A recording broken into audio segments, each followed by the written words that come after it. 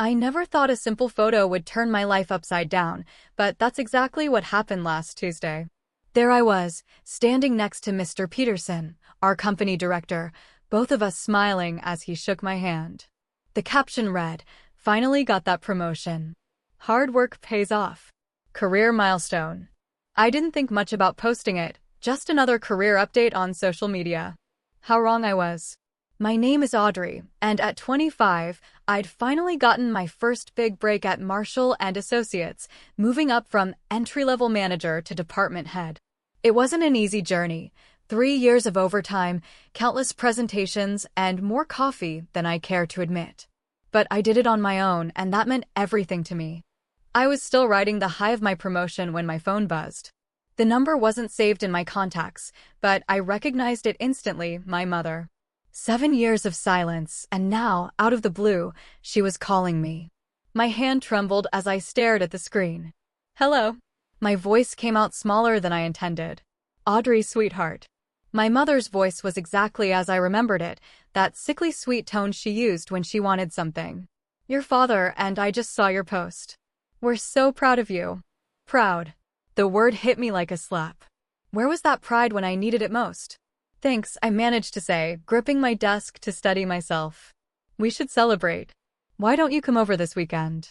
We can discuss throwing a proper party for you. The whole family would love to see how successful you've become." The whole family. Including Sarah, my younger sister. The golden child. The favorite.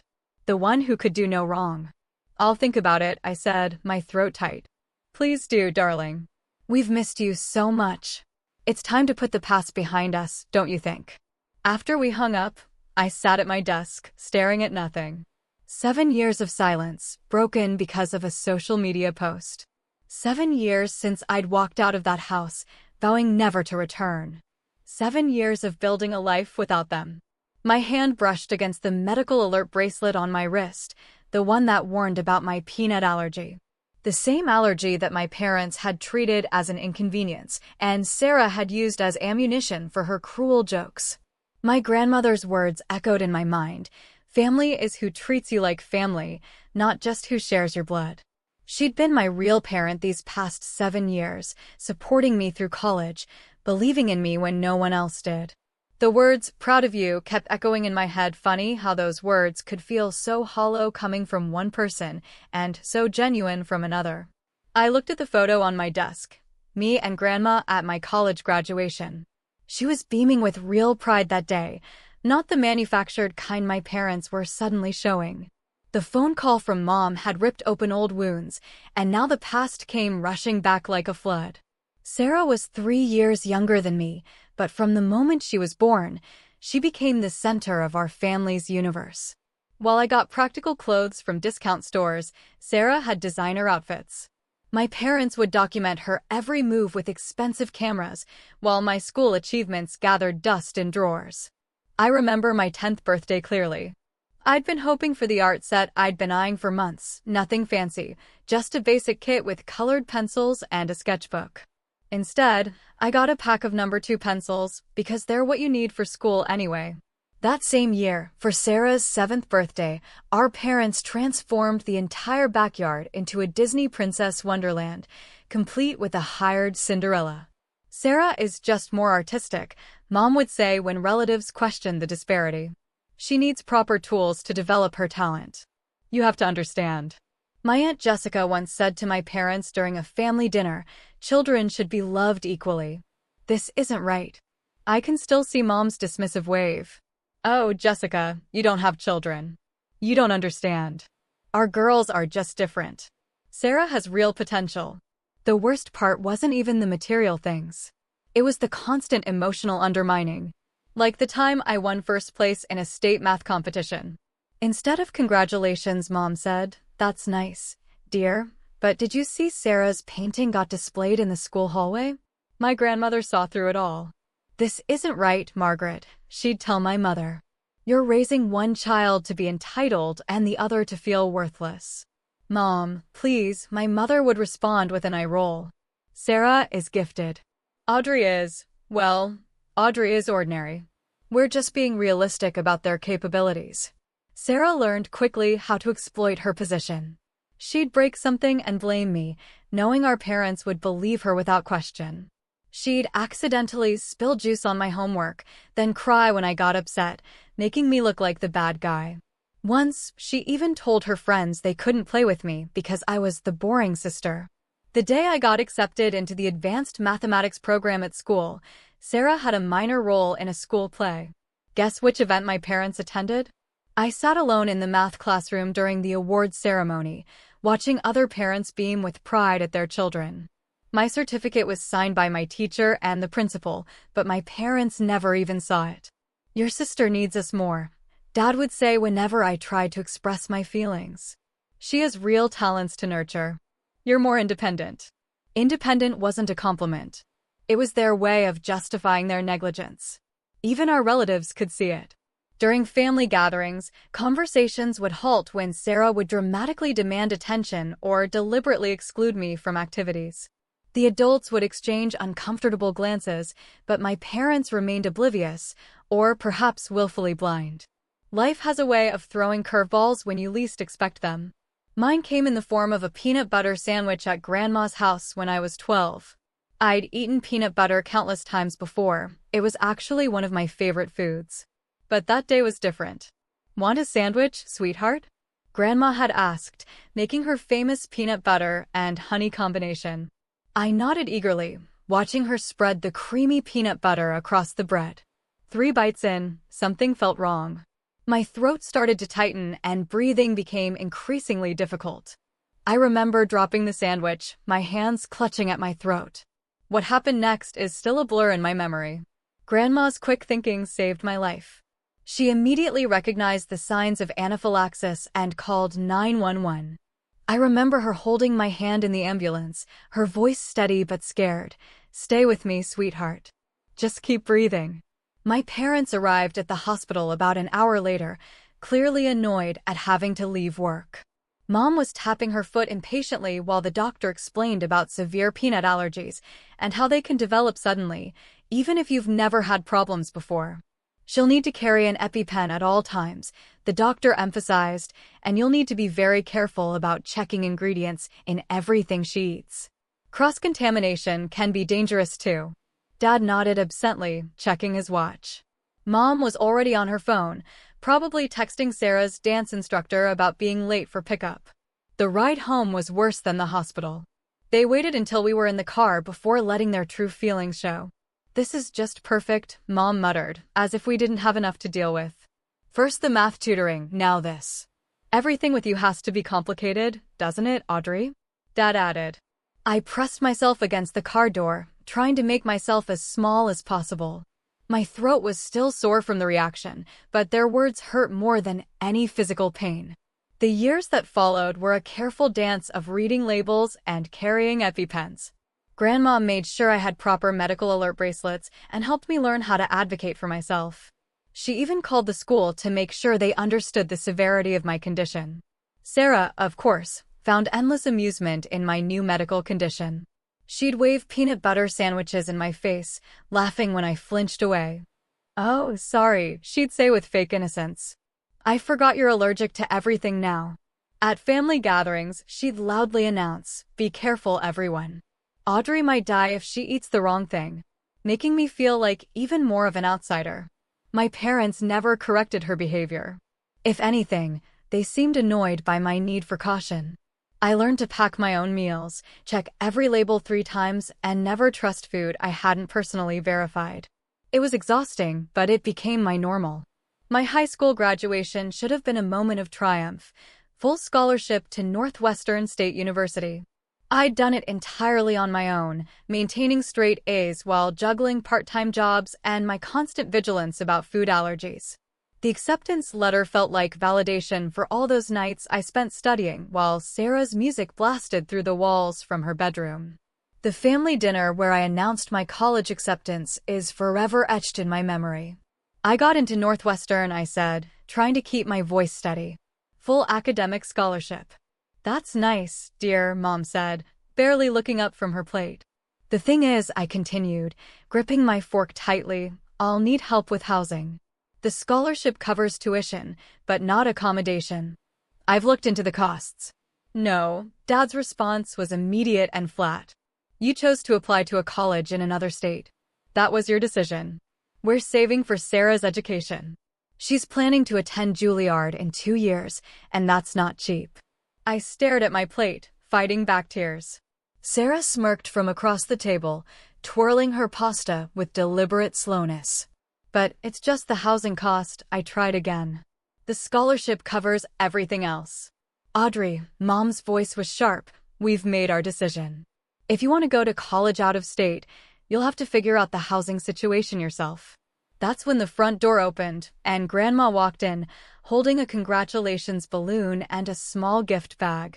Her smile faded as she took in the scene, my red eyes, Sarah's smug expression, our parents' cold faces. What's going on? She asked, looking around the table. Sarah giggled, always eager to twist the knife.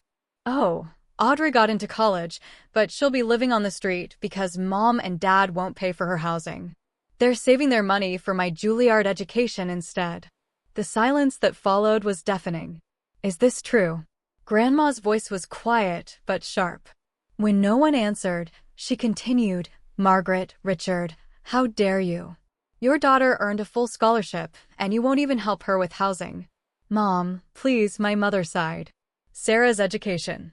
Sarah's education. Grandma's voice rose. What about Audrey's education? What about supporting both your children? And you, she turned to Sarah, who was still wearing that satisfied smirk, you're becoming a cruel, spoiled child. I'm ashamed of how you're behaving.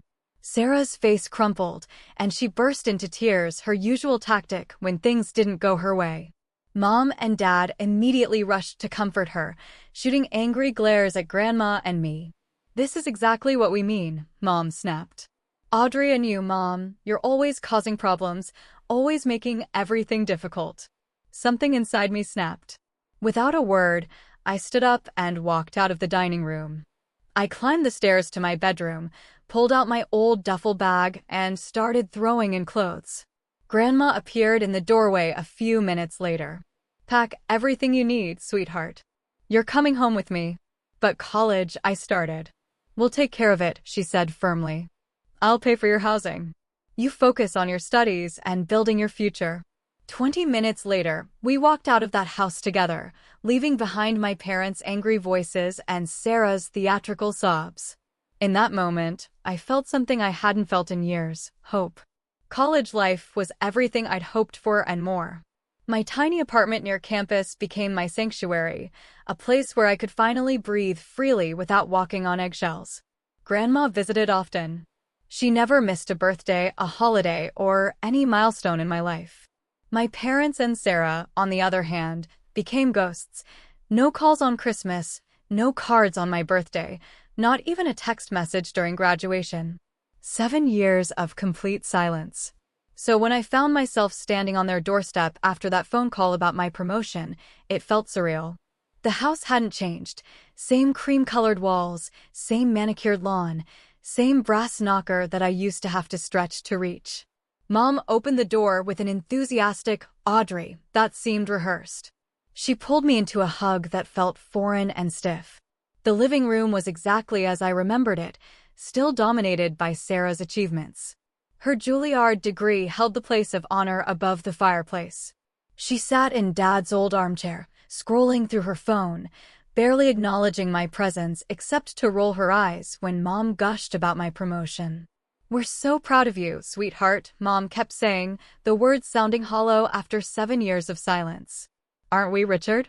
Dad nodded from his spot on the couch. Very proud. Making your way up in a big company like that. We should celebrate properly, Mom continued, her voice taking on that familiar planning tone I remembered from all of Sarah's parties. A big family gathering right here at home.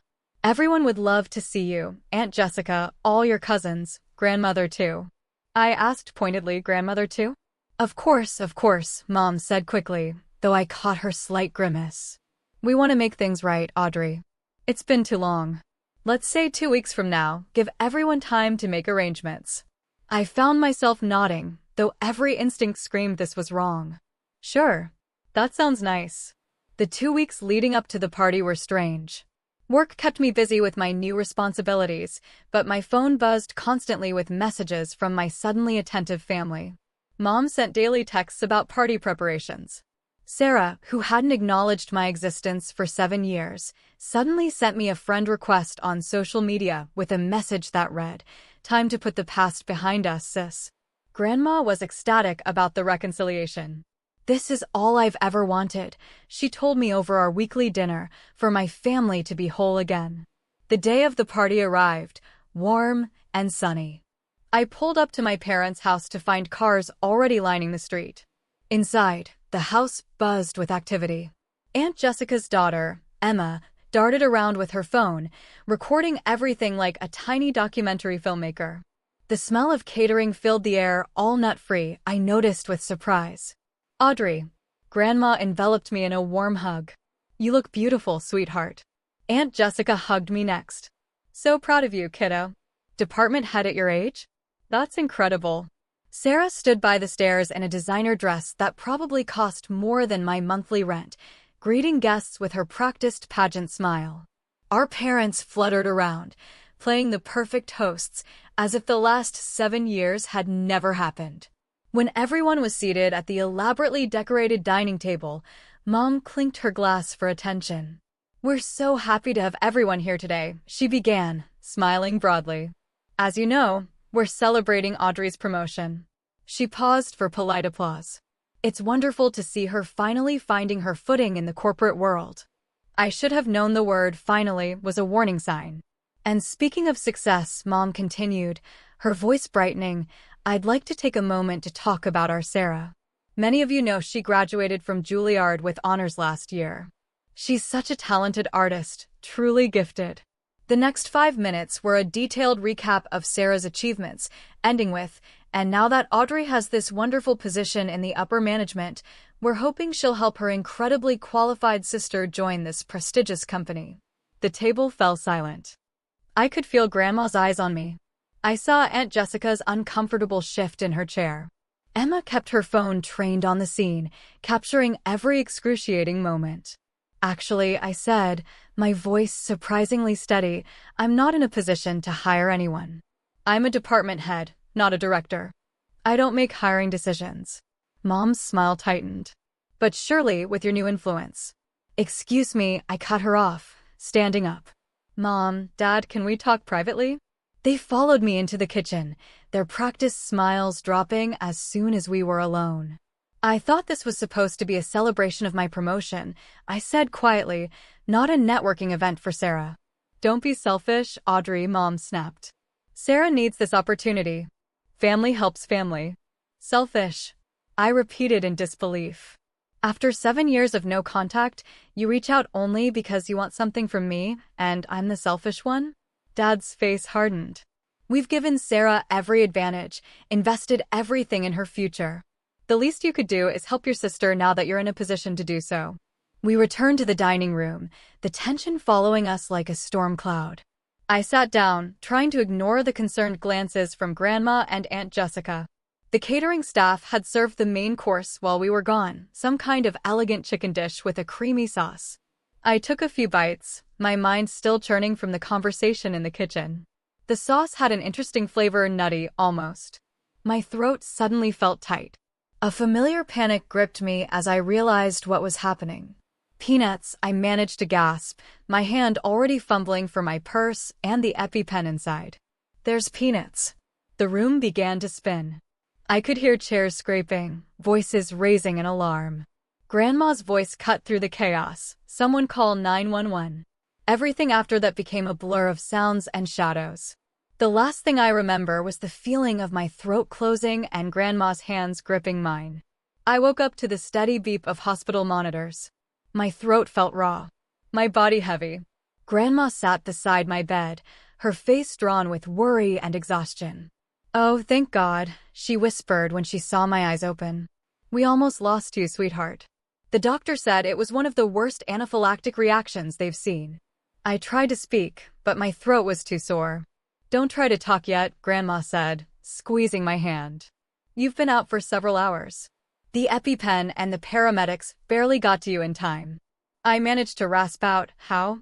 The food, they knew. Before Grandma could answer, Aunt Jessica burst into the room with Emma close behind. Emma clutched her phone, her young face uncharacteristically serious. Audrey, Aunt Jessica's voice shook with anger. There's something you need to see. Emma, show her. Emma stepped forward, her hands trembling as she held out her phone. I was recording everything at the party, she said quietly. I got this when you were in the kitchen with your parents. The video showed the dining room from an angle near the dessert table.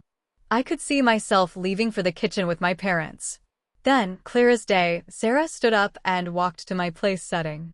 She reached into her designer purse, pulled out a small jar, and quickly stirred something into my food. The smirk on her face was unmistakable. That's peanut butter, Aunt Jessica said, her voice hard. Your sister deliberately put peanut butter in your food.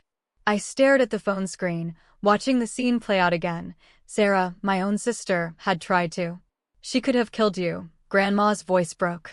She knew exactly what she was doing. The four of us sat in stunned silence, watching the damning evidence again and again, the casual way she'd done it, the slight smile on her face as she stirred the peanut butter into my food. It was calculated. Deliberate. I left the hospital against medical advice, driven by a mix of rage and disbelief. The video on Emma's phone felt heavy in my pocket. She'd sent it to me before I left. When I pulled up to my parents' house, my hands were shaking on the steering wheel.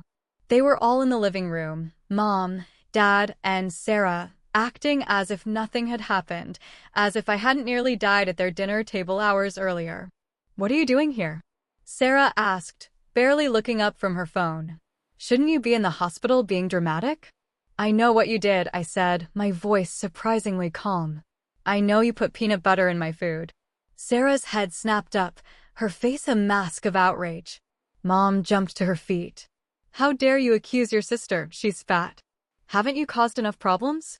I pulled out my phone, pulled up the video, and pressed play.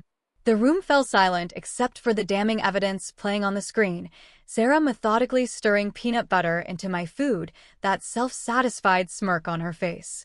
The color drained from Sarah's face. Then, incredibly, she laughed. Oh, come on, it was just a prank. You're always so serious about everything. A prank? My voice shook. I could have died. Do you understand that? The doctor said I barely made it. Oh, please, Mom waved her hand dismissively. You're being melodramatic. Sarah was just having a bit of fun. Fun? I stared at them in disbelief. I had anaphylactic shock. My heart nearly stopped. Listen carefully, Dad's voice turned cold. If you even think about taking this to the police, you're no longer our daughter. We'll disinherit you completely. In that moment, everything became crystal clear. These people weren't my family. They never had been. I walked out without another word, got in my car, and drove home. My hands were steady now. I knew exactly what I needed to do. Sitting at my computer, I uploaded the video to my social media. Below it, I wrote, "Today I learned what family truly means, and these people are not it." My own sister deliberately poisoned me with peanuts, knowing about my severe allergy. My parents called it a prank. This is the last time I will ever call them family. The response was immediate and explosive. Relatives I hadn't heard from in years commented in shock and outrage. Aunt Jessica shared the video, adding her own scathing commentary. Friends and colleagues expressed horror and support. Of course, my parents and Sarah fought back in the comments, calling me an attention seeker, claiming it was all a misunderstanding. But the video spoke for itself. The next morning, I walked into the police station and filed a formal report. That afternoon, my parents' lawyer delivered a formal document. They were officially disowning me and removing me from their will. Sarah posted a tearful video about how I was destroying the family with my lies. But I wasn't alone. Grandma called me that evening. "I've spoken to my lawyer," she said firmly. "I'm cutting them off completely. You're my only heir now, Audrey. You've always been more my daughter than Margaret's anyway." I sat on my couch that night, reading the flood of messages, support from real family members, from friends, from colleagues. My phone buzzed with a text from Emma. "You're still my favorite cousin. Mom says you can come over for dinner anytime." 7 years ago, I'd walked away from a toxic family. This time, I was running toward a real one. Sometimes the family you're born into isn't the family you're meant to have. Sometimes you have to build your own.